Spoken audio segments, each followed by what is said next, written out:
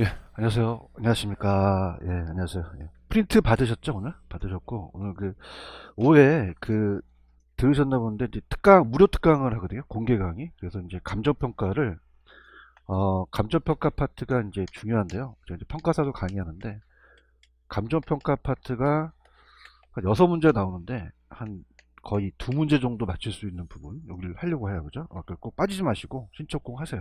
아시겠죠? 그죠? 거의 뭐, 근데 이 2문제가 100%는 아니고 한 99.9% 정도 나오니까 도움이 되실 겁니다. 그래서 2시간이에요, 2시간. 딱 우리가 3시서부터 4시까지 하니까 꼭 참여하세요. 하시고. 저번에 어디 할 차례냐면, 넘겨보세요. 총론 파트에서 중간에 빼먹은 게 있어요. 넘기시면은 56페이지로 한번 가볼게요. 제가 기억하는 선에서는 56페이지로 가시면은 거기 밑에 부동산의 연구 분야하고 연구 대상을 저번에 안 했었죠. 그죠? 안 했고, 그 다음에 넘기시면은 그 58페이지로 가시면은 58페이지에 맨 위에 그 부분도 안 했고 밑에 현상도 안 했죠. 그죠? 활동만 했고. 그래서 넘기시면은 56페이지로 한번 가보세요. 56페이지로 가시면은 제목이 뭐라고 되어 있냐면 부동산의 연구 분야하고 연구 대상이라고 되어 있죠. 찾으셨습니까? 여기 이렇게 출제 빈도가 높지는 않아요. 그 오른쪽 박스를 보시면은 그 기초 분야, 그 다음에 결정 지원 분야, 결정 분야라는 게 있죠. 그죠? 요거는 이제 참고적으로만 이제 보시는데요. 자, 부동산학의 연구 분야예요. 연구 분야. 그래서 부동산학을 이제 연구하는 분야가 2가지가 있어요. 이론하고 이제 실무인데.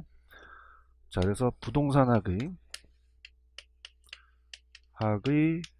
연구 분야입니다. 앞쪽에서 이론이 중요해요, 실무가 중요해요, 2개 다 중요해요. 다 중요하죠. 그죠? 그래서 이론을 알고, 그래서 이론이라는 자체가 이론 분야가 거기 박스에 보시면은 지금 오른쪽 박스 보고 계시죠, 그죠? 오른쪽 박스 보고 계셔요? 거기 보시면 기초적 분야라는 단어가 있어요. 찾으셨습니까? 그 기초 분야가 이론이에요. 기초적 분야가. 그럼 우리가 만약에 실무에 뛰어들려면 그냥이 돼요. 이론을 알고 있어야 돼요. 알아야 되죠. 알아서 뭐 법을 아는다든가 여러 가지 세금 문제를 알고 여러 가지 부동산의 특성 뭐 이런 것도 알아야 돼요. 근데 이론만 해야 돼요. 실무를 해야 돼요. 실무를 해야 되죠. 그러니까 실무 분야는 2가지가 있어요. 실무 분야가 거기 보시면 이제 박스에 부동산 의사결정 지원 분야라는 게 있습니다. 지원에다 동그라미 쳐주세요. 그 박스에 보시면 지원 분야라는 게 하나 있나요? 찾으셨습니까? 지원 분야. 지원 분야는 전문가가 하는 거예요. 전문가. 그러니까 전문 서비스를 받아서 전문가한테 맡기는 건데 어떤 거냐면 감정평가사라고 들어보셨죠? 평가도 맡기고요. 근데 관리도 위탁을 해요. 상담이라는 거는 컨설팅 한다는 얘기 들어보셨나요? 컨설팅. 상담은 이제 컨설팅이고, 그 다음에 마케팅이라는 거는 요거를 이제 보통 모델하우스 가시게 되면 이제 분양대행사라고 들어보셨죠? 그죠? 그래서 맡겨요. 그럼 이 사람들은 그냥입니까? 전문가입니까? 전문가고. 자, 이걸 하게 되면은 부동산 의사 결정 분야로 가요. 그럼 거기 보시면은 박스에 결정 분야라고 하나 있나요? 찾으셨습니까? 지원이 붙었어요? 안 붙었어요? 안 붙었죠. 그냥 분야는 지원을 받은 다음에 결정을 해요. 근데 정책은 그냥 지우시고 3가지만 보세요. 정책은 정부가 하는 거니까 투자, 개발, 금융이라는 단어가 있나요? 투자, 개발, 금융 찾으셨어요? 요 3가지. 그리고 이렇게 해서 요 2가지 한번 이렇게 투자한다, 재발한다, 금융은 내가 결정한다는 거는 의사결정을 한다는 거예요. 그죠? 근데 옛날에 한 이거 20년 전에 한번 나오고 한 번도 안 뜨거든요. 그죠? 그럼 우리 시험 문제는 그냥요, 오지선다예요. 오지선다죠. 몇지선다? 그 몇 개 중에서 고르는 거야. 5개죠. 아시겠어? 그럼 이게 몇 개 있어, 이게? 4개 있고, 요 3개 있죠. 뭐 느끼는 바가 없나요? 없으셔 말고. 얘 아니고 얘 낸단 말이야. 따보세요. 투계금. 그럼 투계금은 지원 분야예요? 그냥 결정 분야예요? 결정 분야죠. 이해하셨습니까? 이거 끝내버리세요. 20년 전에 나왔기 때문에 그냥 이걸 끝내버리고 그냥 2가지 비교하니까 그냥 끝내버리시고. 아시겠어요? 끝내버리시고 이런 족보에도 안 들어가주세요. 그 다음에 오른쪽 보시면 그 중간에 연구 대상이라는 단어가 있나요? 찾았습니까? 이것도 요즘은 이제 제목 위주로 나와요. 부동산의 연구 대상. 그러니까 부동산학의 연구 대상이라는 게 있어요. 저번 시간에 우리 부동산학은 자연과학이요, 사회과학이요. 사회과학이죠. 사회과학. 부동산만 연구해요, 인간도 연구를 해요. 인간 연구. 그럼 우리가 인간이 주체고 부동산을 대상으로 합니다. 그럼 제가 저번에 대인 활동만 해요, 대물 활동도 해요. 대물 활동 다 하죠, 그죠? 그래서 부동산을 객체로 해서 얘를 대상으로 가요. 그럼 인간이 부동산으로서 관리적 행위를 활동을 하는 것을 부동산 활동이라고 하고, 부동산에서 여러 가지 인간한테 나타나는 모습을 부동산 현상이라고 그래요. 근데 하나만, 우리 부동산은 자연과학이다, 사회과학이다. 부동산만 연구해요, 인간도 연구를 해요. 인간 연구하죠. 근데 화산이 폭발했다는 거는 누가 밑에서 불질러서 폭발한 게 아니라 자연현상이죠. 그럼 이건 부동산 현상이다, 아니다? 아니에요. 그러니까 자연현상은 부동산 현상이 아니다. 그렇게만 가져가시면, 이 두 가지가 그냥 연구 대상이다라는 것만 가져가시면 됩니다. 자, 펜 들어보세요. 그러면은 밑에 연구 대상이라고 있어요? 자, 아까 화산이 폭발한 거는 부동산 현상이에요, 자연 현상이에요. 그래서 파란 색깔 무생물로서의 부동산 연구 대상이 될 수가 없다는 얘기죠. 그래서 밑에 가시면 동그라미 1번에 부동산 활동이 있어요. 자, 파란 색깔 누가 주체죠? 인간이. 뭘 대상으로 해요? 부동산을. 가격쯤 여러 가지 있는데 저번에 제가 부동산 활동을 그냥 시켰어요, 능률화 시켜야 돼요? 연구 목적이라고 들어보셨죠? 그래서 우리가 개인이 하면 사적이고 공적은 정부가 하고 3섹터는 합쳐서 하는 거거든요. 전문 협회가 있는데 우리가 어떻습니까? 이 중에서 가장 그 활발한 거는 사적 부분이 활발해요. 무슨 부분이 활발하다? 사적. 그 밑에 기업번에 사적 부분이라는 단어가 있나요? 여기서 파란 색깔 보시면 가장 활발하게 역시 사적 부분이 가장 활발하다고 되어 있죠? 그러니까 무슨 뭐 임대업 한다, 중개업 한다, 이게 다 사적이에요. 넘겨보세요. 자, 먼저 이제 아웃라인을 먼저 잡는데, 그러면 박스는 이따가 하고, 사적만 있어요, 니은에 공공 부분도 있어요. 공공은 이제 형평성이죠. 그래서 이제 관리, 규제, 보조, 과세를 하는 거고, 여러분이 중개사 따면요, 그냥입니까? 여러분도 협회가 있습니까? 협회에 가입을 하죠, 그죠? 그러니까 협회에 대한 활동은 이제 회원들의 자질 향상의 권익보호를 위해서 이제 한다는 건데, 중요한 거는 위에 보시면은 표준산업 분류회상이 부동산업이라는 단어가 있나요? 이 박스에다 별표를 한번 쳐보세요. 박스. 이 공인중개사 역사상 딱 3번 나왔어요. 3번. 그래서 중분류와 소분류 한번 바꾼 적이 있고, 그 다음에 이제 여기에 속하지 않는 거 물어본 적이 있고, 그 다음에 이제 밑에 문제가 나왔는데, 자, 그러니까 우리가 여러분들 그 어떤 업을 하게 되면 그 됩니까? 사업자 등록증을 냅니까? 등록증 내죠. 그래서 이게 자랑하려는 게 아니라 제가 주택 임대사업자를 냈어요. 자랑하려고 갖고 온 게 아니에요. 자, 그러면 제가 따라서 부동산업에게 업태가 들어가고, 따라서 임대업이 되고, 제가 임대사업자를 주택사업자를 냈다 그랬죠? 그러면 이건 주거용에 들어가요. 어느 형에 들어간다? 그럼 세분류에 보시면 주거용 건물 임대업이라는 단어가 있나요? 이렇게 이제 사업자 등록증에 들어가는 거예요. 그죠? 그럼 우리가 천천히 가볼게요. 그럼 이제 부동산업의 표준산업 분류가 어떻게 되냐? 크게 나누면 대분류가 있어요. 이 대분류는 부동산업 자체를 얘기하고요. 그 다음에 이제 중분류는, 자, 중분류는 제가 이제 동그라미 치는 데만 동그라미 쳐보세요. 중분류에 보시면은 거기에 부동산 임대 및 공급업이라는 단어가 있나요? 임대법에다 동그라미 쳐보세요. 임대업. 여러분 이거 이제 앞에 것만 외우시면 됩니다. 임대업에 임동그라미 치시고, 그 다음에 공급업에 공짜 동그라미 쳐보세요. 동그라미 치시고, 그 다음에 이제 쭉 내려오시다 보면 서비스업이라는 게 하나 있죠. 서비스업. 그 서비스업에 서자에다 동그라미 쳐보세요. 서자. 그럼 따라서 임공서. 자, 이거는, 자, 소분류예요, 중분류예요? 중분류. 중분류까지 아셨죠, 그죠? 그럼 새로 이제 소분류로 간다면 임대업은 그냥 임대업으로 가요. 임대업으로 가고, 그 다음에 공급업은 개발 및 공급업으로 갑니다. 개발 및 공급으로 가기 때문에, 자, 이거는 따라서 임개공. 그럼 공급업이 또 개발이라는 게 하나가 들어갔죠. 찾으셨습니까? 그럼 이제 세 분류로 간다면 어, 주거용이 있고 비주거용이 있고 기타가 있어요. 그럼 주거용에다가 아파트라고 적으세요. 아파트 같은 게 주거용입니다. 비주거용은 뭐냐면 사무용 건물이에요. 밑에 이제 그리고 나오는데 우리가 사무용 건물 같은 거 비주거용이랑 딱 어떤 게 정해져 있는 게 아니라 뭐 사무용 건물 같은 걸 얘기를 합니다. 근데 기타 같은 거는 이제 세 분류에 제가 찾아보면 토지 같은 걸 얘기를 해요.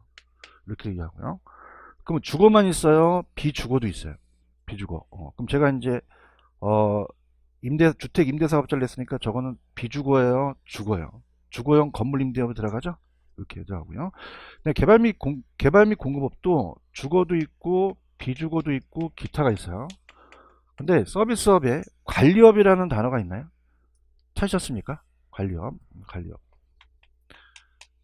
그럼 관리업도 자 주거하고 비주거가 들어가는데 기타가 빠집니다. 뭐가 빠진다? 기타. 지금 복원이 있어요? 그럼 관리하면 기타가 들어간다 안 들어간다? 안 들어가요. 요걸 적어놓으세요. 기타가 안 들어간다. 안 들어가고 그 다음에 이걸 빼가지고 한번 필기를 한번 해보세요. 여기는 사업시설 유지관리라는 게 안 들어갑니다. 사업시설 유지관리. 그래서 우리가 부동산업에서의 관리업은 주거용 비주거용만 있지 사업시설 유지관리는 들어간다 안 들어간다? 안 들어가요. 자, 이건 이제 사업시설 관리 및 적용 서비스업에 들어가기 때문에 이게 나왔었고 그 다음에 이제 관리업 밑에 보시면 중개라는 단어 있어요. 중자 동그라미 치시고 그 다음에 자문업에 자자 동그라미 치시고 자자 그 다음에 감정평가업이라고 돼 있죠. 그죠? 감에다 동그라미 쳐보세요. 감정평가업. 그래서 세 가지가 있어요. 중개, 자문, 감정인데 그 옆에 게 이제 시험에 나오는데 중개 및 대리업이라는 단어가 있죠. 이게 원래는 중개 및 자문업이었어요. 근데 바뀌었습니다. 그래서 이걸 현관 패치라는데 중개 및 자문업이라고 그래요. 중개 및 대리업이라고 그래요. 대리업. 중개 및 대리업이라고 하고 그 다음에 이제 색칠하는데 부동산 투자 자문업이라는 단어가 있나요? 요게 새로 생겼어요. 부동산 투자 자문업이라는 게 새로 만들어졌습니다. 만들어져서 중개 대리라고 그러고 부동산 투자 자문업에다가 여기다 형광펜 칠하시고 자 그 다음에 감정평가업이라는 건 아예 있었어요. 감정평가업 이렇게 썼다. 이렇게 해서 한번 보시면 됩니다. 자 그러면은 밑에 여러분들 예제 문제 하나 있나요? 찾았습니까? 한번 풀어보세요. 근데 뭐 컨닝을 하시든 위에 걸 보시든 한번 풀어보세요. 어떤 게 정답이 될까?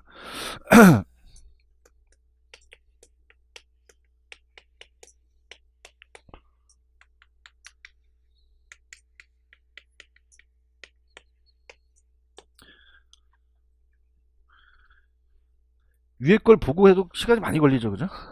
그 정답은 2번이 정답이에요. 부동산 투자 및 금융업이라는 단어가 있어요, 없어요? 없죠. 투자 자문업만 있는 거죠, 그죠? 그래서 보시면은 주거용 개발 공급이 있고요, 중개 대리업 있고, 비주건 관리업 있고, 기타 임대업 있다는 거죠. 무슨 말씀인지 아시겠죠, 그죠? 이렇게 그래서 이거 암기 기법은 또 야매가 있긴 한데 지금은 안 쓰고 그냥 이렇게 해서 그냥 전문적으로 가져가죠.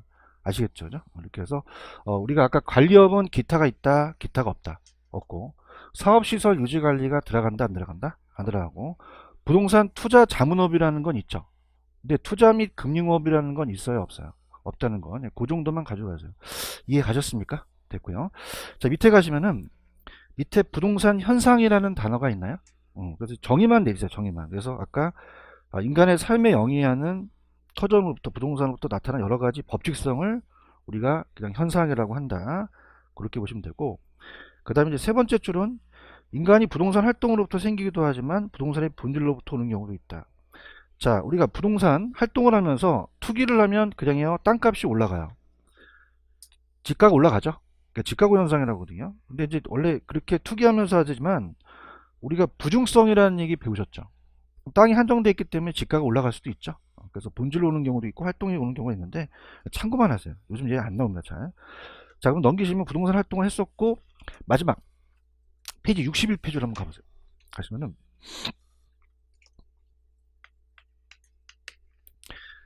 부동산 활동의 일반 원칙은 저번에 안 했었죠, 그죠? 요거 별표를 하나만 줘놓으세요. 밑에 문제 정도만 풀 정도로 이제 끝내버리는데, 자, 부동산 활동의 일반 원칙이에요.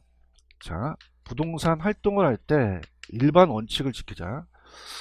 자, 그럼 부동산 활동의 일반 원칙은 뭐냐면, 일반적으로 다 지키자는 거예요. 중개사도 지키고 감정평가사도 지키고. 그래서 앞자만 따서 따라서 능, 안, 경, 공. 그냥 앞자만 딴 거예요. 불안해하지 마시고. 능, 안, 경, 공. 네 가지가 있어요. 능률성, 안정성, 경제성, 공정성이라는 게 있어요. 그럼 능률성이라는 것은, 자, 가볼게요. 아까 부동산 활동을 그냥 시켰어요? 능률화 시켜야 돼요. 능률화 시켜야죠. 왜냐하면 부동산이라는 건 땅이 많아요? 땅이 제한돼 있어요. 그럼 잘 이용해야 되죠. 그죠? 그러니까 능률성이 가장 효율성으로 높아서 이 능률성이 가장 중요한 원칙이에요. 그래서, 자, 부동산 활동을 그냥 시키자, 능률화하자. 능률화하자. 연구 목적이거든요. 활동의 능률화. 그럼 두 가지 활동이 있어요. 내가 소유하는 활동이 있고 거래하는 활동이 있어요. 소유 활동, 거래 활동. 자, 가볼게요. 마주역에다가 내가 3번 출구에 건물 하나 샀어요. 그럼 여기는 그냥입니까? 상업용지입니까? 그럼 여기다 공장 져야 돼요? 상가 져야 돼요? 그럼 그냥에 대해 잘 이용해야 돼.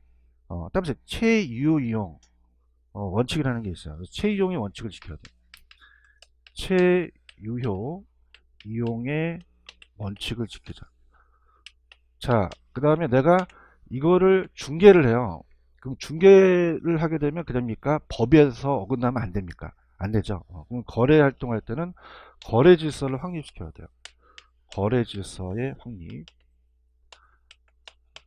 자, 그럼 소유 활동은 무슨 이용하고요? 거래 활동할 때는 거래 질서 시켜야겠죠. 되게 쉬워요. 거래 나오면 그냥이에요. 거래가 나와야 돼요. 소유 나오면 채유가 나와야 되죠. 맞습니까?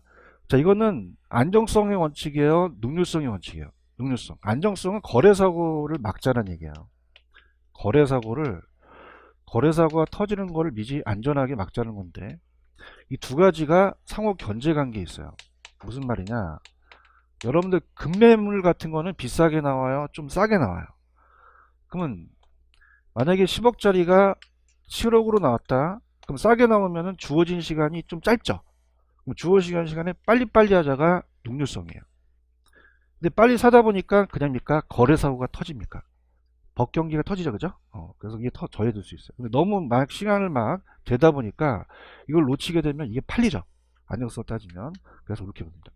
근데 경제성은 뭐니 해도 돈 벌어야 되니까 이건 최소의 비용으로 최대 효과를 얻고요. 그래서 우리가 항상 돈 되는 거에 합리적인 선택을 하자. 이런 것만 이제 이따가 제가 체크를 할 거고요. 공정성은 부동산은 사회성과 공공성이 강조되니까 특정 주체해야 돼요? 공정해야 돼요? 공정해야 되죠. 펜 들어보세요. 자, 따라서 능, 안, 경, 공. 이 중에서 어떤 게 가장 중요했죠? 능률성이죠. 그러면서 능률성의 원칙이 부동산 활동을 능률화하는 거는 첫 번째 줄, 소유 활동은 최이용의 원칙이라는 단어가 있나요? 거래 활동은 무슨 질서의 확립? 거래 질서. 이거는 안정성이다, 능률성이다. 능률성이에요. 안정성은 거래사고에다 동그라미. 거래사고를 막자는 얘기예요. 안정성, 능률성, 상호 견제, 밑줄. 그래서 밑에 복합 경계, 법경계를 보고, 경제성은 그냥이 돼, 돈이 돼야 돼. 그럼 최소의 비용으로 최대 효과라는 단어가 있어요? 그래서 합리적인 선택 나오면 얘 찍으면 되고, 공정성은 사회성과 공성이 강조하니까 공정해야 된다는 얘기예요. 무슨 얘기인지 아시겠죠? 그리고 얘도 밑에 보시면 26회 나오고 한 번도 안 뜨는데 예제 문제 보시면 요게 5번이 틀렸어요. 5번이 왜 틀렸는지 한번 지적해 보세요.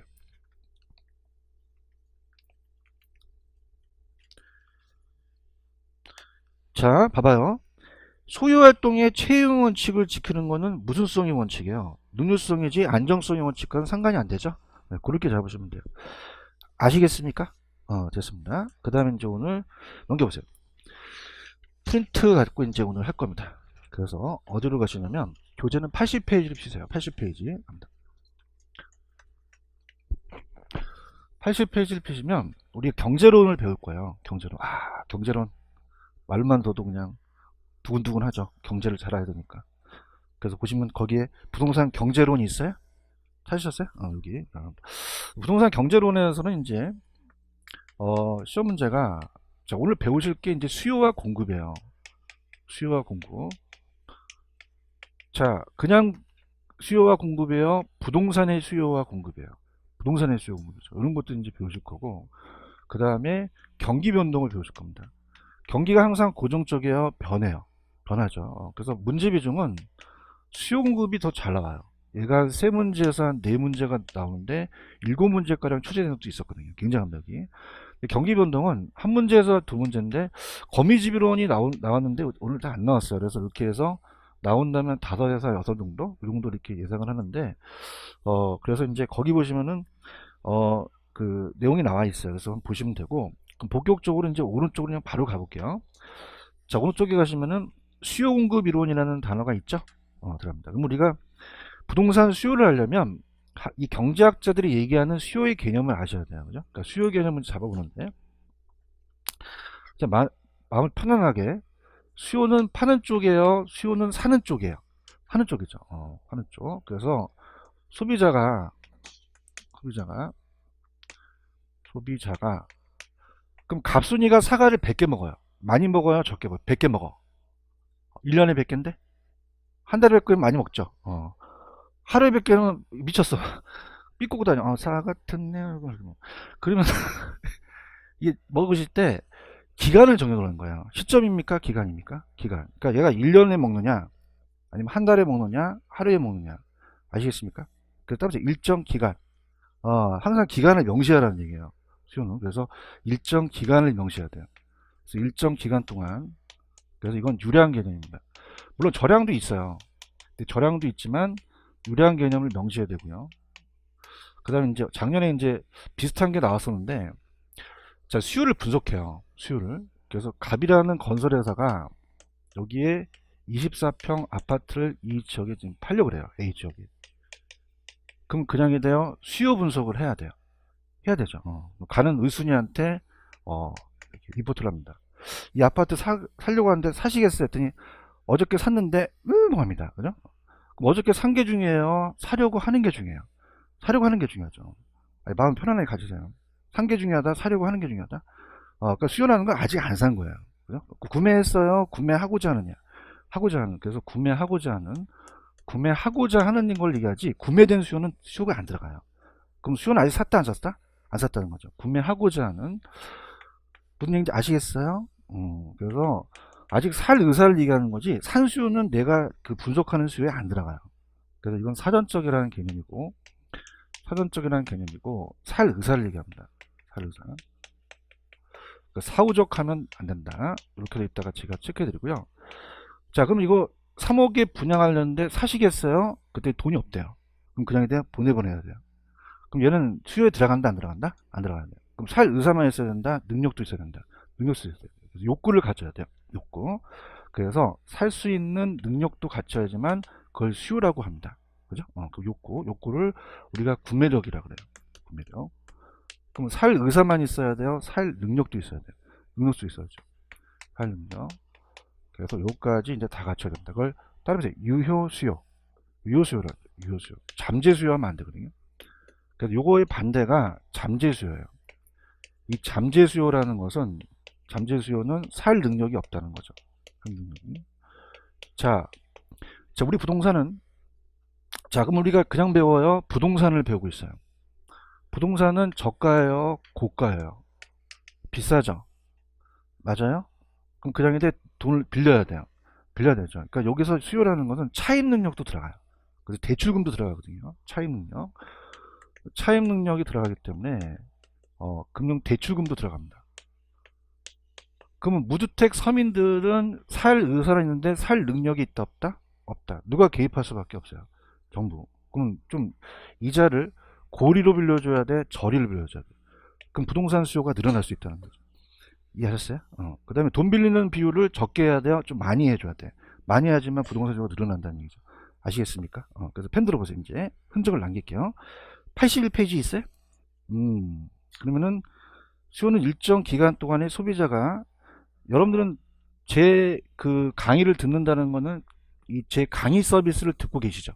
그러니까 소비한다는 게 꼭 재화만은 아니에요. 서비스를 구매했어요. 구매하고자 하는 이에요. 욕구를 얘기하죠. 그래서 수요량이란 이제 최대 수량으로 내가 사겠다는 최대 수량 또는 치고, 가장 중요한 게 1번, 2번, 3번이에요. 제가 아까 사후적이었어요, 사전적이었어요. 구매하려는 의도된 양이 중요한 거죠. 실제 구매된 게 아니라 그냥 수요된다, 유효 수요된다. 구매력이 뒷받침돼야 돼요. 잠재 수요만 하면 안 됩니다. 그래서 금융대출금도 포함되고, 저량을 명시해야 됩니까? 유량을 명시해야 됩니까? 유량. 그래서 그렇게 보시면 돼요. 아시겠죠? 그럼 넘겨보세요. 그러면 이제 출제위원들이 이제 뭘 내느냐? 그 핵심에 가시면은 유량과 저량이라는 단어가 있나요? 이걸 바꿔냅니다. 이게 별표처럼. 이제부터 스타트예요. 스타트. 그래서 여기서부터 이제 문제가 나오는데, 그러니까 유량은 흐르는 양으로서, 아까 갑순이가 사과를 100개 먹어, 많이 먹어, 적게 먹어, 기간에 따라 틀려. 그러니까 유량이 유량. 그러니까 유량으로 이렇게 일정 기간을 명시하라는 거죠. 그 다음에 저량이라는 건 이미 일정 시점이 이미 만들어준 양이고, 유량이라는 건 새롭게 만들고 있는 양이라든지 아니면 기간 동안의 양을 얘기를 해요. 자, 그럼 가볼게요. 지금 유량 저량을 보고 계시죠, 그죠? 그럼 자, 요걸 이제 갖고 제가 이제 하는데, 일단 뭐 야매가 있긴 해요. 외우는 방식인데 그건 나중에 이제 제가 3, 4월 달에 이론을 다 한 다음에 야매를 할 테니까 이론부터 가져가야 돼요. 자, 유량과 저량을 바꿔냅니다. 자, 유량은 이게 흐를 자요. 강물이 흘러요, 이렇게. 그럼 일정 시점이에요, 일정 기간이에요. 기간. 플로우라 영어도 나왔어요. 커뮤니케이션 플로우. 근데 저량이라는 건 저수지할 때 저자거든요. 저량. 그럼 저량은 일정 기간이다, 일정 시점이다. 시점. 그래서 우리가 스톡이라고 해요. 스톡. 자, 그래서 이렇게 봅니다. 자, 그러면은 가장 이제 이해하실 게, 만약에 내가 여기서 맥주집에서 500리터를 지금 시켰어요. 그러면 제가 한 10분 동안 200리터를 마셨어요. 자, 그럼 10분 동안이라는 건 그냥입니까? 일정 기간입니까? 그럼 내가 마신 거죠, 그죠? 이게 유량이면 지금 300리터가 남았다는 건 현재 요게 저량이 되는 거예요. 아시겠습니까? 그럼 이제 많이 나오는 게 소득이에요, 소득. 자, 들어보세요. 갑돌이가 소득이 1000만원을 벌어요. 그럼 갑돌이 와이프가 연 1000만원 갖다 주면 좋아할까? 쫓겨날까? 쫓겨나죠. 월 1000만원 갖다 주면 좋아요. 하루에 1000만원 갖다 주면 기절하죠. 여보, 그죠? 여봉, 그죠? 그럼 이건 그냥이야. 기간에 따라 틀려. 기간을 명시하는 거죠. 아시겠습니까? 근데 자산이라는 것은 얘가 지금 가지고 있는 어떤 구조, 색적된 거. 그럼 자산은 그냥입니까? 이거는 시점입니까? 시점이에요. 이게 제일 잘 나와요. 아시겠습니까?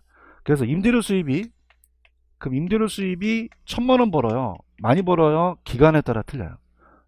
들어온 거 나가는 거 다 마찬가지로 이자 비용이 1000만원 나가요. 이것도 기간에 따라 틀리겠죠, 그죠? 근데 가격은 틀려요. 가격과 가치가 비슷한 얘기인데, 자, 내 집이 지금 5억이, 내가 지금 아파트가 5억인데 내가 2019년 1년 동안 5억이다 그러면 말이 안 맞잖아요. 그냥입니까? 현재입니까? 현재 지금 시점이 5억이라는 거예요. 맞나요? 그 다음에 주택이 거래가 될 수도 있죠, 그죠? 그 주택 거래, 그 주택 거래량을 봤을 때, 자, 지금 강남에 100채가 거래됐대요. 그럼 2019년 동안 1년 동안 100만 채가 거래됐다는 거는 어떻게 해요? 10만 채 거래됐다는 거는 그건 그냥입니까? 일정 기간입니까? 현재 주택 거래량이 10만 채다 그러진 않잖아요. 그런가요? 그럼 이것도 그냥입니까? 유량이 됩니까? 유량. 아파트에 대한 생산량도 마찬가지고. 이해 갔어요? 그 다음에 이제 아까 제가 이제 이미 고여있는 양은 재고고, 새로 들어오는 거는 신규는 유량이라고 했죠. 그러면 우리가 주택은 신규랑 저량이라는 게 있는데, 봐봐요. 만약에 A 지역에 주택이 100채가 존재한대요. 2019년 1월 1일. 자, 그럼 요건 그냥입니까? 기존 주택입니까? 재고주택이에요. 재고주택. 그러니까 재고주택으로서 현재 존재하는 거죠. 그럼 요거는 유량일까요? 지금 시점에 저량일까요? 저량이에요. 재고주택은 저량이에요. 그런가요? 근데 얘가 이제 분석을 해봤더니 요게 2019년 12월 30일 때니까 150채가 졌다는 건 그다음입니까? 50채가 지어졌습니까? 아까 신규 들어갔었죠, 그죠? 그럼 50채에 대한 신규 주택은 그냥요 1년 동안이에요. 그럼 새로 만들어지니까 이건 저량이다, 유량이다? 유량이 되는 거예요. 아시겠습니까? 그래서 우리가 시험 문제가 재고주택하고 얘가 신규 주택이에요. 그 다음에 잘 나오는 게 인구수. 앵야 애들이 지금 태어나고 있죠. 그럼 그냥입니까? 시점에 따라 틀립니까? 그래서 이건 현재라는 단어를 쓰거든요. 그래서 자, 외우는 방식은 자, 기초함의가 있는데 따르면서 저량, 저자 들어갔죠. 그럼 기간에 저자 들어갔어요? 시점에 저자 들어갔어요? 시점. 나도 초라한데 따르면서 UFO, 위에 UFO 떠 있죠, 그죠? 나도 초라해요. 아이씨, 아시겠습니까? 이걸 바꿔내요, 그죠? 바꿔내시고 그 다음에 시험 문제가 저량이 네 가지가 나와요. 몇 가지 나간다? 그래서 따르면서 재고, 인구, 자산, 가치. 그러면 여러분들은 많이 있는 걸 외우시는 게 좋아요? 적은 걸 외우시는 게 좋아요? 이쪽을 외우시는 게 좋거든요. 그죠? 그래서 요것만 외우시면은 저량이 다 되거든요. 아시겠습니까? 그래서 보시고요. 그다음 이 저자가 참 잘 쓰시는 게 단기순이익이라는 게 있어요. 따라서 단기, 기간. 이거는 일정 기간 동안에 손익계산서에 나와 있는 그 회사의 순이익이에요. 보니까 제가 동그라미 치는 것만 동그라미 치세요. 자, 지금 유량이 있어요. 유량 그냥요 일정 기간이에요. 그러니까 새롭게 만들어지는 수량을 얘기하죠. 한 달 동안, 뭐 1년 동안 이런 거. 그러면 유량 지표에다가 다른 거 하지 마시고 제가 하라는 것만 하세요. 소득이 있어요. 급여, 임금, 수입, 소득, 이자 비용 연간이 나올 수도 있고요. 주택거리랑 신규 나오면 이거는 유량이다, 저량이다, 유량. 그죠? 그다음에 저량은 자 일정 기간이에요, 일정 시점이에요. 현재라는 단어가 나와야 돼요. 현재 동그라미 치세요. 현재 있는 양. 그럼 제가 아까 네 가지를 주의 있게 보라 그랬죠. 그러면 칠판 보세요. 어떤 거 있어? 불러보세요. 재고, 인고, 자산, 가치. 그래서 거기 보시면은 가치라는 단어가 있어요. 순자산, 가치, 인구, 자산. 여기까지만 보세요. 또 그냥입니까? 뒤에 보시면 재고주택이라는 게 있습니까? 재고주택 있죠. 찾으셨죠? 그죠? 여기까지. 아시겠습니까? 프린트 다 받으셨나요? 1, 2번 한번 풀어보세요. 1, 2번. 어렵지 않아요? 1, 2번.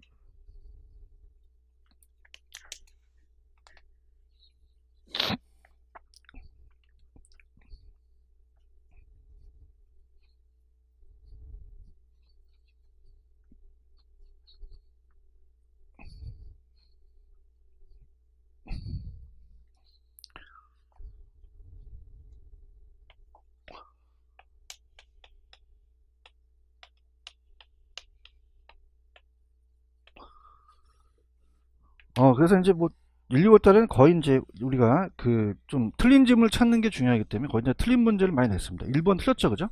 왜 틀렸죠? 제가 아까 저량은 네 가지를 암기하시라고 얘기했나요? 어떤 게 있어요? 재고, 자산 두 가지가 있죠. 이거 무슨 양이에요? 저량이 되고요. 아까 제가 영어도 시험 문제 나왔다 그랬죠. 일정 기간 들어갔죠. 그러면 이건 스톡이다, 플로우다? 플로우라는 거죠. 아시겠습니까? 이렇게 잡으시고요. 자, 그 다음에 82페이지로 가보세요. 82페이지 가시면 수요함수라는 게 있어요. 82페이지. 그러니까 수요함수라는 것은 자, 우리가 영향을 주는 펑션이라는 게 함수 관계인데 자, 우리가 좌측에는 QD라는 게 이제 수요량이에요. 수요량. 그러니까 수요량이 우리가 알고 싶은 종속 변수입니다. 종속 변수고 그 다음에 이 독립 변수가 영향을 주는 변수예요. 자, 그러면 오른쪽에 메뉴에 가시면은 조그만 박스가 하나 있나요? 찾으셨습니까? 그럼 우리가 독립 변수에 보시면은 제일 중요한 게 그냥요 가격이에요. 가격. 그럼 가격만 있어요? 가격 이외에도 있어요? 이외에도 있죠. 박스는 보고 있어요? 그럼 인구가 영향을 줄 수 있고 소득을 영향을 줄 수 있고 따라서 대체재 보완제. 이거 100% 시험에 나옵니다. 대체재 보완제. 이건 이제 다른 재화인데 이 저자가 미리 해놓으셨지만 밑에 대체재 보완제라는 단어가 있나요? 그러니까 대체재는 대신할 수 있는 재화예요. 그죠? 우리가 콜라가 비싸면 사이다 사 먹으면 되죠. 그래서 서로 수요자 입장에서 바꾸어 사용하더라도 효용이 유수한 재화는 이건 무슨 재?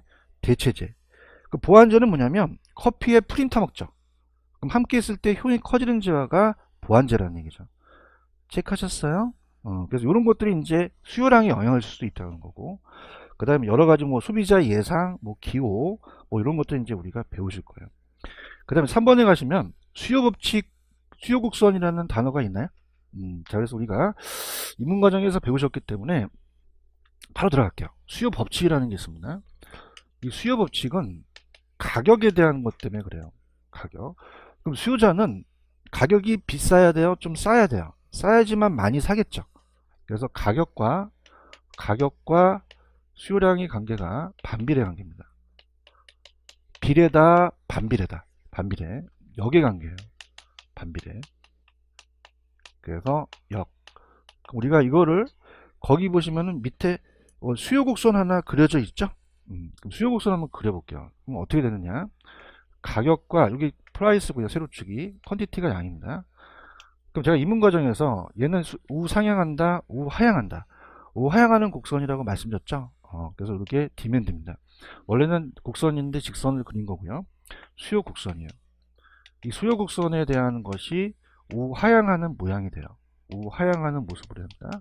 자, 그럼 들어볼게요. 본격적으로. 가격 때문에 그런데요. 자, 만약에 이 분필이 200원이었을 때는 내가 두 개만 사겠다. 자, 가격이 오르면 양을 늘리겠어요?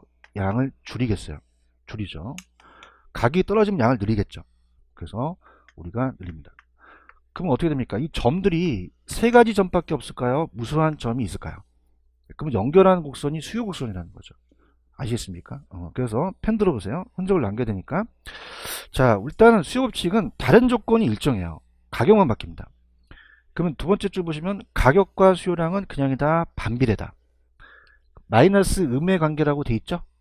그 다음에 이 수요 함수는 가격에 대한 감수 함수라는 건 내가 나중에 있다가 그 함수를 하면서 얘기할 거고요. 밑에 2번에 가시면은 그럼 두 번째 어떻게 생겼어요? 우상향이에요? 우하향이에요? 형태라는 건 형태의 생긴 모양이라는 얘기죠. 그럼 거기 보시면 밑에 3번에 수요 곡선이 우하향하는 이유라는 단어가 있나요?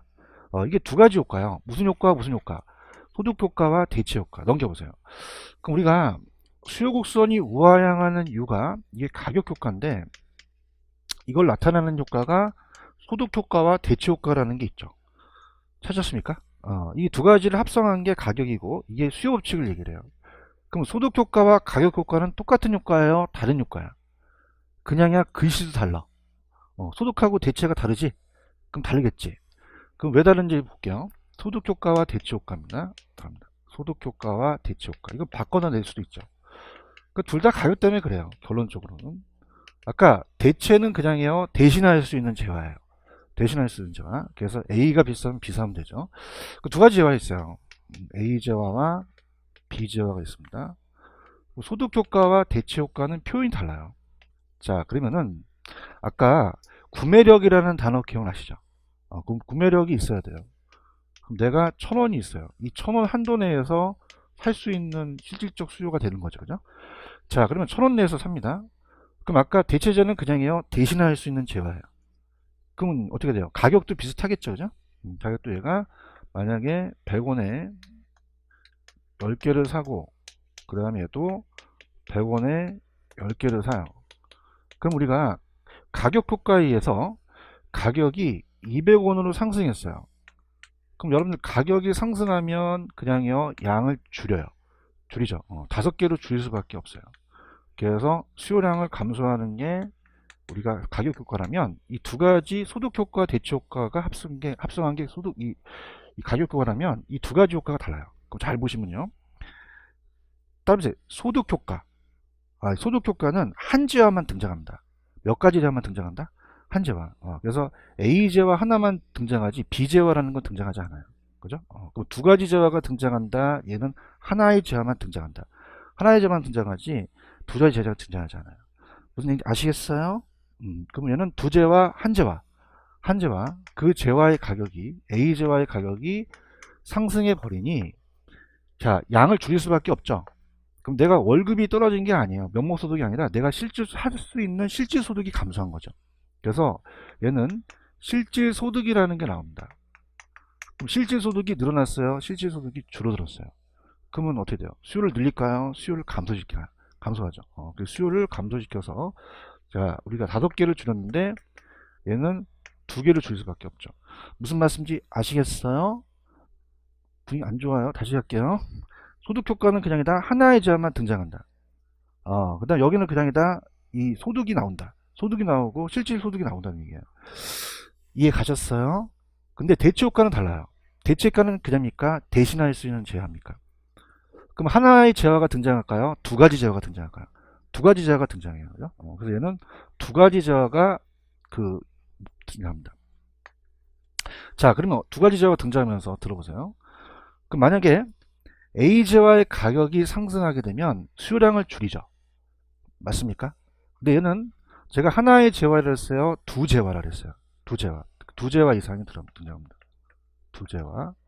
그러면은 A재화 가격이 200원으로 비싸지면 얘는 그냥입니까? 상대적 가격이 싸졌습니까? 싸졌죠. 그래서 시험 문제에 얘가 상대적으로 가격이 싸지는 효과라고 나와요. 싸지는 효과.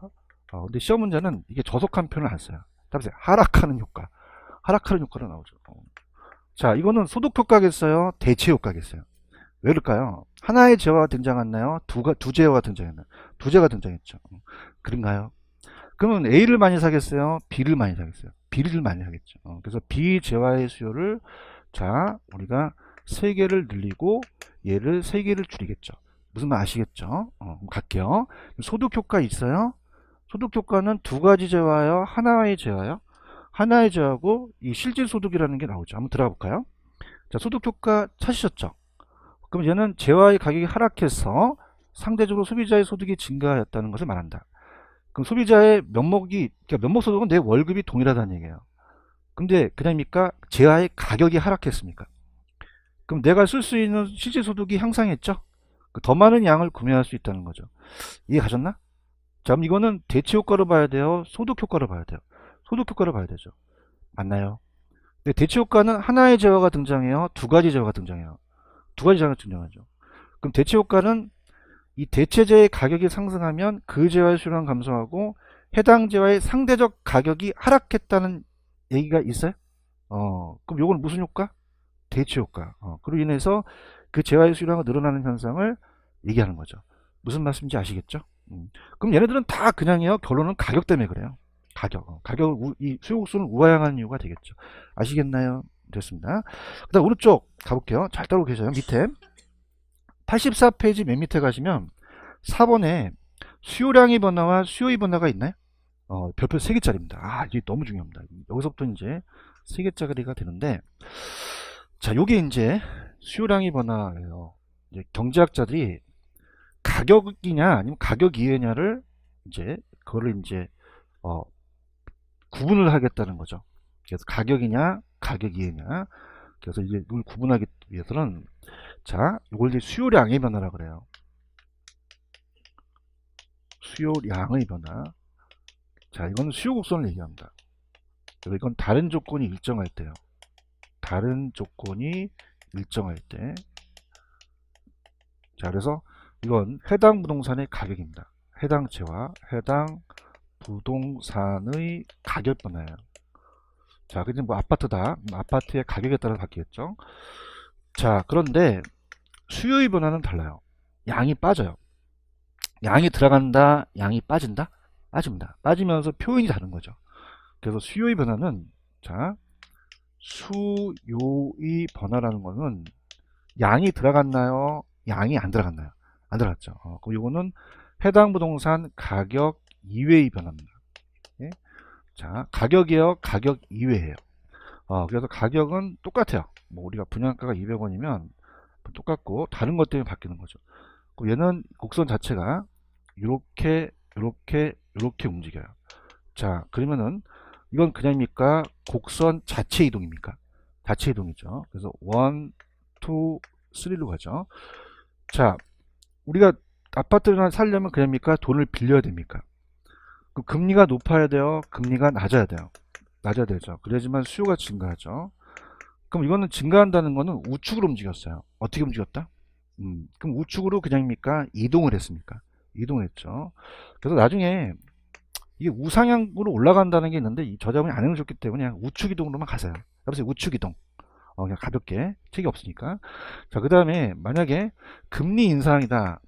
금리가 인상하면 수요를 증가시키겠어요? 수요를 감소시키겠어요? 그럼 우측이에요? 좌측이에요? 좌측으로 곡선이 이동하겠죠. 이해하셨습니까? 자, 그럼 보세요. 얘는 그냥요, 양이 붙었어요. 뭐 보냈죠? 가격 때문에 그래요. 맞나요? 얘는 그냥이다, 가격이다. 그럼 얘가 두 개에서 세 개로 종속 변수가 바뀌었다면 그 원인이 같다, 다르다, 달라요. 자, 이건 뭐 때문에 바뀌었어요? 그럼 가격이 여기서 올라갔죠. 여기서 올라갔죠. 어떻습니까? 일로 늘린 거는 여기 떨어졌는 거죠. 자, 그럼 이건 그냥입니까? 곡선상의 점의 이동입니까?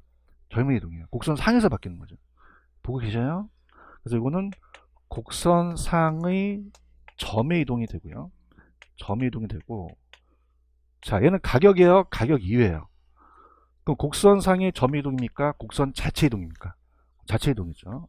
곡선 자체 이동이에요. 이해하셨습니까? 그 다음에 수요를 늘리면은 좌측이에요? 우측? 우측. 감소시키면 좌측으로 가죠. 그럼 수요를 늘린다는 자체는 수요를 더 많이 사는 거죠. 그럼 이 더 많이 사는 게 그냥이요, 우리한테 기분이 좋아요. 좋죠. 그럼 기분이 좋으면 어느 쪽?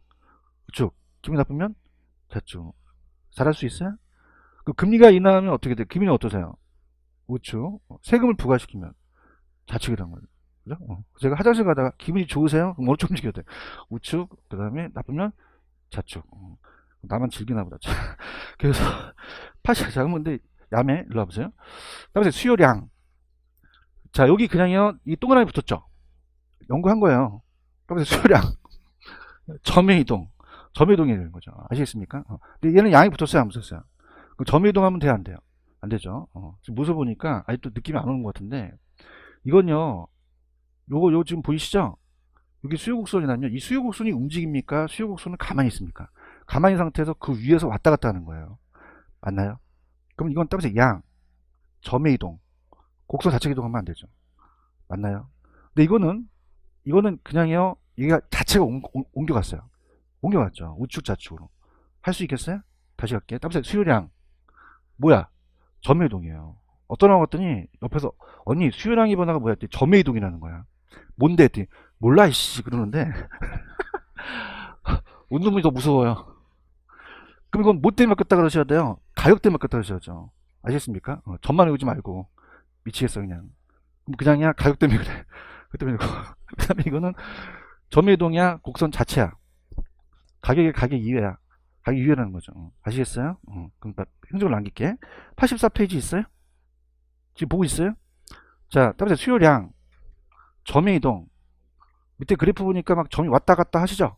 곡선 상에서 이렇게 움직이는 거예요. 왔다 갔다. 내려가는 건 밑에 하향, 올라가는 상향.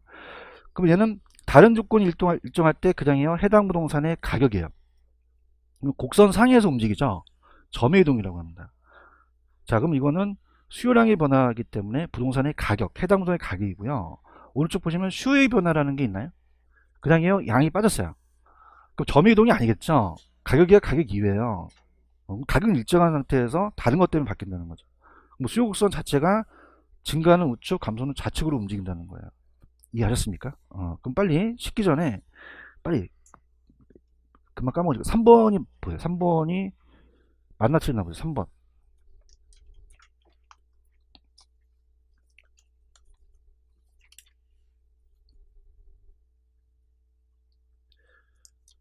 자, 3번 제가 돌아드릴게요. 수요 곡선이 이동하셨죠? 이동하셨어요? 그럼 이거 두 번째 그래프죠? 그러면 수요량은 변하셨죠? 근데 이건 어떻게 표현하셔야 돼? 수요? 요의 변화로 양이 빠져야 되는 거죠. 원래 이렇게 학교는 더러워요. 그죠? 그럼 양이 들어가야 돼? 빠져야 돼? 그럼 뭐의 변화? 수요의 변화로 가셨어요. 아시겠습니까? 이렇게 잡으시고. 됐습니다. 그 다음에, 자, 잘하셨고요. 그 다음에 이제 85페이지로 가시면, 거기 밑에 보시면은 이제 수요 변화 요인이 가격 이외인데요. 자, 인구가 늘어나면 수요가 늘어나는 건 이해 아시겠죠? 이거 넘겨서 이건 별로 안 중요하고, 자, 중요한 건 소득의 변화예요. 소득의 변화에다가 별표 쳐보세요. 이게 잘 나옵니다. 그래서 이제 소득의 변화. 소득의 변화 찾으셨어요? 그래서 이게 여기서 이제 등장하는 게 정상제와 열등제라는 게 등장하거든요. 그죠? 두 가지. 그래서 이제 소득의 변화입니다. 소득이 많아. 그럼 소득이 늘어나면 양을 늘리는 게 있고 줄이는 게 있어요. 그래서 이제 등장하는 게 우등제와 열등제라는 게 있습니다. 우등제와 열등제. 우등제가 좋은 거고 열등제가 안 좋은 거예요. 우등박스라고 들어보셨죠? 근데 학교 다닐 때 공부 잘하는 사람들은 그냥요 우등생이에요. 공부 못하는 사람은 열등반으로 가는 거죠. 그럼 여러분 예전에 우등반이었어요? 열등반이었어요? 처음엔 다 우등반이라고 해요. 근데 한 7, 8월 달에 가면 저 열등반이었어요. 그러는데 그럼 어떻게 더 좋은 거죠? 우등제예요. 그러니까 우등제가 좋은 거예요. 그죠? 그러니까 예를 들어서 얘가 새 차라면 이 열등제는 좀 소득이 낮은 사람이 선호하는 건 이제 중고차라고 봅시다. 그럼 소득이 높아지면 중고차 뽑겠어요? 새 차 뽑겠어요? 새 차 뽑는 게 정상적이죠? 그 다음에 정상제. 우등제가 정상제라고 나와요. 그죠? 그래서 정상제. 그럼 정상제는 얘가 높아지면 얘도 높아져요. 자, 그러면은 얘는 그냥입니까? 이 방향이 같은 방향입니까? 같은 방향이에요. 근데 열등제는 소득이 많으면 중고차 안 뽑죠. 그럼 수요량을 늘리겠어요? 수요량을 줄이겠어요? 줄이죠. 줄이게 되면 이건 정상제다, 열등제다. 열등제. 손 들어보세요. 같은 방향으로 움직이면 정상제예요. 근데 반대 방향으로 움직이면 열등제가 되는 거죠. 아시겠습니까? 자, 갑니다. 소득 있어요? 거기 기업번 있어요? 그럼 아까 제가 같이 움직이면 무슨 제죠? 정상제. 소득이 증가하면 수요가 증가한. 소득이 증가하면 오히려 수요 감소하면 무슨 제? 열등제라는 거죠. 이해하셨습니까? 이렇게 움직이고요. 그 다음에 3번하고 4번에다가 묶어서도 별표 3개 100% 나옵니다. 아까 대체제 보완제 기억나시죠? 대체제는 대신할 수 있는 거고 보완제는 함께 있을 때 효율이 커지는 제화예요. 그죠? 그래서 이제 여기 보시면은 빌라와 아파트를 이제 대체제로 봤고요. 그 다음에 밑에는 어떻습니까? 자체고 이제 그 보완제가 있는데 자 이렇게 할게요. 갑니다. 자 대체제는 그냥요 대신할 수 있는 재화예요. 다른 재화를 얘기를 해요. 그러니까 무슨 말이냐? 다른 부동산을 얘기합니다. 다른 부동산의 가격이요. 가격. 제가 지금 어떤 사람이 아프셔서 지인이 아프셔서 병문안을 갔는데 사과와 배를 팔아요. 근데 사과가 가격이 엄청 비싸게 나와 있어요. 그럼 전 사과를 많이 살까요? 배를 많이 살까요? 배. 맞아요? 난 사과 샀어요? 배 샀어? 왜 그렇지? 사과의 가격 때문에 그런 거예요. 아시겠습니까? 그럼 내 거가 그래? 다른 것 때문에 그래? 다른 부동산 때문에 그렇죠. 맞아요? 그런 게 따로 대체제 보완제. 다른 부동산이 대체제와 보완제라는 게 있다는 거예요. 그럼 대체제는 그냥요 대신할 수 있는 재화예요. 그럼 대체제. 그럼 대체제의 가격이 상승하면 안 사요. 안 사고 내 거 사요. 내 해당 부동산 수요가 늘어납니다. 자, 아파트에 대한 수요. 그러면 빌라 가격이 높아지면 빌라 사겠어요? 빌라 수요를 줄이겠어요? 줄이고 내 거를 늘리겠죠. 따라서 대체제 대신할 수 있는 재화. 그러면 수요는 바뀌었는데 가격은 아니라는 거죠.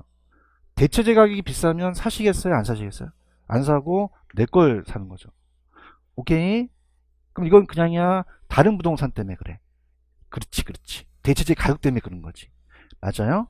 그럼 대체제 가격과 내가 이렇게 같이 움직이면 대체제예요. 근데 보완제 딱 맞는 부동산이 없기 때문에 보완제는 함께 있을 때 효용이 커졌죠. 그럼 커피에 설탕을 타 먹을 수 있잖아요. 커피랑 부동산과 설탕 부동산이 있다고 보세요. 그러면 만약에 커피의 가격이 하락하면 그냥입니까? 커피의 수요도 늘어납니까? 설탕 수요도 늘어났죠. 맞죠? 그러면서 보완제 함께 있을 때 효용이 커지죠? 그러면 얘 늘리면 얘도 늘린 거죠. 대답해봐요. 근데 지금 그냥이에요. 다른 부동산의 가격을 물어봤어요. 그러면서 보완제 가격, 그 수요를 물어본 게 아니죠. 맞나요? 그럼 보완제 가격이 어떻게 했기 때문에 내가 늘어난 거죠? 하락했기 때문에 늘어난 거죠. 맞습니까? 그럼 보완제 가격과 나는 반대 방향으로 움직이는 거예요. 아시겠죠? 그래서 이거는 자꾸 연습을 하셔야 되는데 3번에 대체제 가격이 있어요. 디귿의 파란 색깔을 가보세요. 그러면 아파트와 대체제가 아까 빌라였죠. 그럼 빌라 가격이 높으면 빌라 사시겠어요? 아파트 사시겠어요? 아파트 사시겠죠. 대답해봐요. 그럼 아파트 가격 때문에 그래요? 빌라 가격 때문에 그래요? 다른 부동산 때문에 그런 거죠. 대체제 가격이 오르면 내게 늘어난다는 얘기예요. 아시겠습니까? 그 대체제 가격과 내 아파트 수요는 같은 방향으로 움직인다는 거죠. 화이팅. 화이팅도 안 한다. 그 다음에 따라서 보완제. 디귿번이 있어요. 보완제는 커피와 설탕 기억하시죠? 그럼 아파트의 보완제 가격이 상승한다는 게 커피라고 적어보세요. 커피. 보완제가 커피고, 그 다음에 아파트를 설탕이라고 적으세요. 그러면 커피 가격이 오르면 커피만 줄어들어요? 설탕 수요도 줄어들어요? 설탕 수요도 줄어들죠. 그런가요? 그럼 내 설탕 수요를 왜 줄었죠? 그 커피의 가격 때문에 그런 거죠. 맞습니까? 이때는 무슨 제 가격이죠? 보완제 가격이 상승하니까 내게 줄어들었다는 얘기죠. 맞나요? 그 보완제 가격과 나는 어떻다? 반대로 움직인다는 거죠. 이해하셨죠? 그래서 이건 자꾸 연습을 좀 해보셔야 됩니다. 그 다음에 5번 별표, 동그라미 5번 보시면 가격 상승 예상이라는 게 있나요? 상승했어요? 예상을 해요. 예상. 아니, 상승한 게 아니에요. 상승한 게 아니어서. 자, 이건 상승하지 않았고, 가격 상승을 예상하죠. 상승의 기대감이 커집니다. 예상. 자, 우리가 남자분들 담배가 막 가격이 오를 것 같아요. 그럼 미리 사두기를 하죠. 오르기 전에 사자는 거예요. 맞습니까? 그럼 가격이 상승했어요? 상승한 게 아니에요. 아니고 예상이잖아요. 그렇죠. 그럼 가격은 상승했다? 일정하다. 일정한 상태에서 내가 더 오르기 전에 사야 된다는 얘기예요. 그죠? 그럼 가격이 아니라 다시 가격 이외. 이건 수요의 변화로 보는 거죠. 아시겠죠? 가격 상승 예상을 보고 계셔요? 이거는 가격이 오른 게 아니라 그걸 예상했더니 수요를 더 늘렸다는 얘기죠. 그럼 그건 질적 가격이다, 가격 이외다. 그럼 수요량이 변하다, 수요의 변하다. 수요의 변화여서 곡선 자체가 이동한다는 거죠. 아시겠죠? 얘만 주의하시면 돼요. 자, 그 다음에 오른쪽에 보시게 되면 수요자의 선호도라는 게 있나요? 선호도가 늘어나면 더 아파트의 선호도가 늘어나겠죠. 그 다음 대체 투자 대상이 장기적인 수익률 추세를 봤을 때 대체 투자 주식시장의 장기적 수익률이 상승 추세이게 되면 상대적으로 부동산의 투자 수요는 증가할까요? 당연히 감소할까요? 감소하죠. 또 뭐 금리라든지 여러 가지를 보시면 되는 거죠. 이해하셨죠? 그죠? 이렇게 되셨어요? 그러면 자, 오른쪽 문제를 맞힌다는 자체가 좀 그런데 그냥 한번 들어가 볼게요. 자, 지금 봐봐. 예제 문제가 하나 있나요? 자, 힌트를 하나 드릴게. 지금 봐봐. 아파트에 대한 수요 변화 요인과 수요량의 변화를 찾으라 그랬지. 찾았어? 그럼 봐봐. 양의 변화는 그냥이야. 가격 하나밖에 없어. 아파트 가격 하나만 찾으시면 돼요. 맞아요? 그럼 수요 변화를 찾는 게 빨라요? 수요 양의 변화를 찾는 게 빨라요? 양의 아파트 가격이 있으면 그게 정답이 되는 거죠. 어머, 이거 괜히 푸나 보다. 맞출 수 있겠어요? 그럼 정답 몇 번이에요? 정답 9등가 3번 정답이죠. 찾았습니다. 그러면 웃지 말고 안 풀려다가 내가 땡겨서 푸는 거야 지금 이거. 맞아요? 그럼 수요량의 변화는 그냥이야. 가격 하나밖에 없어. 그 아파트 가격 하나 들어가는 것만 찾으시면 되잖아요. 몇 번이 정답이다? 3번이 정답이죠. 이렇게 된단 말이에요. 무슨 말씀인지 아시겠죠? 그래서 갈게요. 저 보세요. 저 보세요. 이제 1분만 있다 쉬었게요. 그다음에 양, 가격, 점유이동, 점유이동이에요. 그럼 이건 기다립니까? 딱 오로지 하나밖에 없습니까? 그러니까 아까 그게 정답이 된 거죠. 오케이? 근데 얘는 이거야 굉장히 많아. 다른 게 많아요. 그런가요? 근데 여기서 주의하실 게 대체재 가격, 보완재 가격. 이건 해당 재화예요? 다른 재화예요? 다른 재화이기 때문에 대체재 보완재 가격을 찍으시면 안 돼요. 아시겠습니까? 그 다음에 이것도 가격이요. 가격 상승의 예상이에요. 그러면 해당 부동산이 아니라는 얘기죠. 무슨 말씀인지 아시죠? 요것만 정하시면 됩니다. 다시 갈게요. 지금 여러분들 이 문제를 풀 때 수요 변화를 찾는 게 빨랐어요? 수요량을 찾는 게 빨랐어요? 어떻게 하셨어요? 가격이니까 아파트 가격. 맞나요? 근데 얘네들은 그냥이야 가격 이외야. 가격 나왔다고 뿅 가서 가격 찍으면 안 돼. 이거는 그냥이야 대체재 가격이야. 해당 가격이 아니라는 거죠. 저것도 가격이 상승했어요? 예상을 했어요? 그거만 좀 주의하시면 돼요. 아시겠죠? 그래서 오른쪽 그 예제 문제 이해 가셨어요? 그럼 우리가 수요 변화를 찾는 게 빨라? 수요량을 찾는 게 빨라? 가격이 하나밖에 없으니까. 몇 번 정답? 3번이 정답이라는 거죠. 이해하셨죠? 됐습니다. 좀만 쉬었다가 갈게요.